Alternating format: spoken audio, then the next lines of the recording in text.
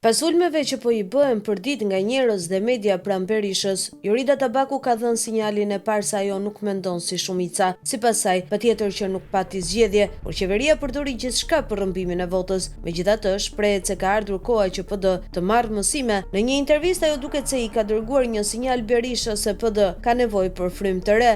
Opozita do të bëjë maksimumin e saj. Ato mandate janë të fituara me shumë luftë, por nuk duhet harrojmë që duhet përdorim mënyra të reja, një frymë të re edhe për qytetarët, shqiptarët që janë në mandatin e katërt pa rotacion politik. Të shpresë nuk mund të mos e ofrojmë ne. PD duhet jetë patjetër alternativa politike. Partia Demokratike duhet luftojë çdo ditë, duhet punojë çdo ditë, sikur është dita e fundit e fushatës. Nuk kemi zgjedhje tjetër përveç se të luftojmë çdo ditë. Kërkesa çdo ditë për zgjedhje të parakohshme, kërkesa çdo ditë për qeveri teknike, por kjo është shoqëruar edhe me alternativë ton, tha ajo. Ajo pati edhe një përgjigje për Adriana Kalan dhe të gjithë ata që e sulmojnë, e pyetur për faktin se ka patur zëra nga brenda PD-s që kanë kontestuar edhe rezultatin e saj personal. Tabaku tha: "Nuk ka asgjë të keqe të kërkosh transparencë. Komenti im i vetëm është të bëhet transparencë për gjithë Tiranën. Kam shumë besim tek integriteti i numëruesve të Partisë Demokratike, tek strukturat, kështu që jam shumë e hapur për transparencë totale." Mëtej ajo u shpreh se zgjedhjet e 11 majit ishin një mundësi e humbur për Shqipërinë, duke filluar nga mënyra se si u organizuan. Ishte një mundësi e humbur për Shqipërinë për të organizuar zgjedhjet, sepse ishte era e parë që organizoheshin me negociata të hapura. Zgjedhjet janë element kryesor në grup kapitullin e parë. Prandaj do të kisha menduar që edhe për hir të kësaj retorike që qeveria ka mbajtur për integrimin, sjellja do të kishte qenë komplet ndryshe nga ajo që ndodhi. Nga ana tjetër, unë e konsideroj integrimin si rrugën e vetme për ta ndryshuar Shqipërinë, sepse nuk njoh instrument më të mirë se si të ketë më shumë kontroll, monitorim në Shqipëri, qoftë edhe për korrupsionin zgjedhor dhe krimin e organizuar, u shpreh ajo.